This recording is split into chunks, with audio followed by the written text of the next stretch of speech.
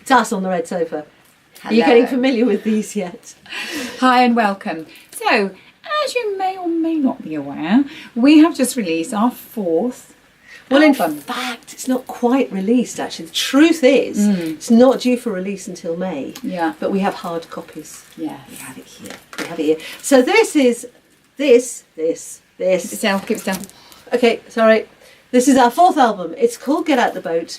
We've now released our third track of it today. Third track, yeah, it comes out today on YouTube. You can watch it on YouTube. Probably Facebook, probably, knowing us.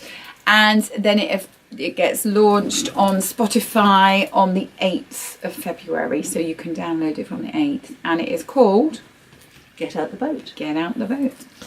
And you're going to ask me why it's called Get Out the Boat, aren't Well, you? I've got a funny feeling. Yeah, I am, but Sound intelligent. Sound intelligent. But we were talking about, this is your fourth album, and there's an awful lot of work and thought and preparation goes into producing an album, and you're on your fourth one already. And I wanted to just ask you, how has that developed? Obviously, you know what you're doing a bit better now, but how... I like the way she put that. A bit better. We think we do. How has it developed and how has it changed? Okay. And progressed. First album, didn't have a clue, frankly. We'd written a number of songs. They kind of sort of hung together. If you worked really hard at it, you could say they kind of, although they were described as very eclectic, which perhaps speaks volumes. Yeah. And it was through the launching of that album that we began to realise what God was doing with us. Second album came along, Love Can Be a Bumpy Road, and that was all about this revelation that God had value for us as we grew older, and had value for me personally as I grew older. He wasn't consigning me to the vegetable garden or the scrap heap or the wherever I was going to be. So that was quite big for us, and starting to share that message in churches around the UK and Europe was really exciting, and seeing the impact on other people of that message.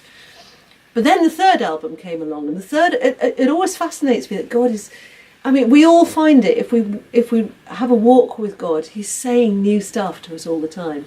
And the third album was very much about trust me, I've got you in my hand.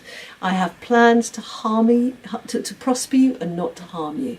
And it was just the most exciting thing to realise that we could just follow God, because this was an adventure. And Helen, you were talking to me about bucket lists earlier. Yeah, I was. And that's why I think I don't really have a bucket list, because I'm on the most exciting trip of my life. And I've just got to say, okay, God, you're the tour guide. Over to you. And that was very much what the third album was about. It was called Fear, Secrets and Lies. The fourth album is called Get Out the Boat, and Helen was asking, where'd you get the name from? Where'd you get the ideas from? And the songs very often come from what God's talking about to us at the time. Get Out the Boat, that particular song, which is not the song that's been launched today, the song that's been launched today is Just Breathe. Just Breathe. But the album Get Out the Boat was named after one of the songs on the album, which is called Get Out the Boat. And it's a funk song, so we're really showing our age with this.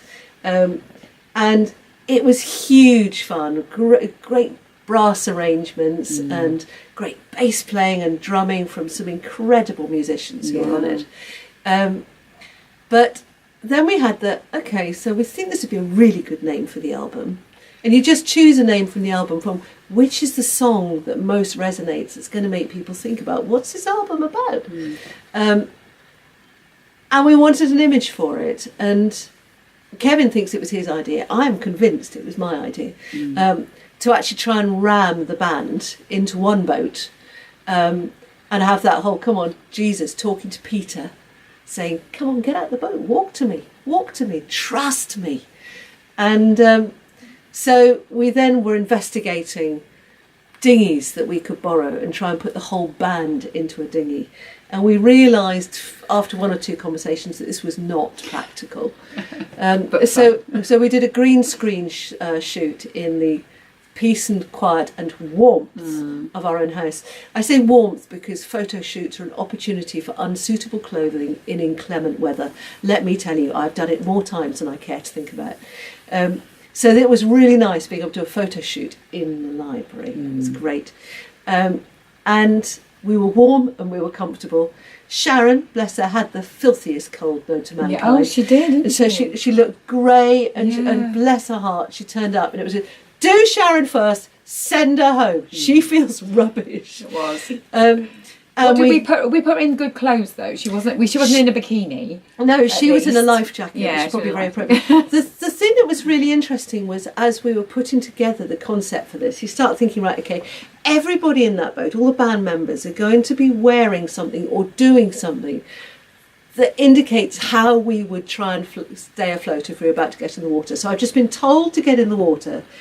I don't think I'm going to walk on the water. So what am I going to do to stay up?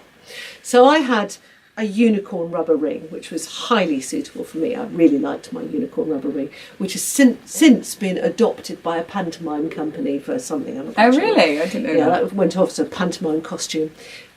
John, who is a sax player, who is a keen scuba diver. Yeah. And is constantly, if it's not at a gig, it's because he's abroad somewhere, scuba diving. Somewhere lovely. And he turned up with all his gear, trying to walk around the house with his enormous flippers. Yeah. But it was fascinating to actually sketch this up for the photographer, to realise the strategies we have for not following Christ. And there was Simon with his telescope, who was standing in the boat. He had no intention of getting out. He's in his uniform. He's beautifully pressed. Thank you very much. He's the captain of the ship. Telescope, looking for land. I'm just heading to land. I'm not going to look at the water. I'm heading to land. And then there was Kevin dressed in the Victorian gentleman's outfit, the stripy outfit. Looking very dashing. Looking very dashing. Enormous moustache that I promise you was not his. Looking very cool, actually. And there are a lot of Christians that look very cool in church, and they talk the talk, they don't really walk the walk. And you know that they're far more about talking the talk than actually following, not following Christ, not trusting Christ. They're a little bit scared, and they'll stay firmly on the edge, looking cool. Thanks very much indeed.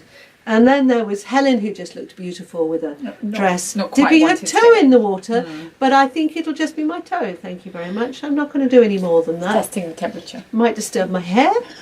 And Sharon, who had life jackets and goodness knows what to keep her afloat. And it was just a fascinating exercise. And it might be worth us all thinking, what is it that stops me from totally trusting Christ? If he tells me to get out the boat and walk on the water, what's my strategy for avoiding it? Have a think about it. We'd love to hear your ideas. Yeah, let us know. That would be a really interesting one to read, actually. Yeah, have a think. Let us know. Thanks very much. Talk to you soon. Bye. Bye.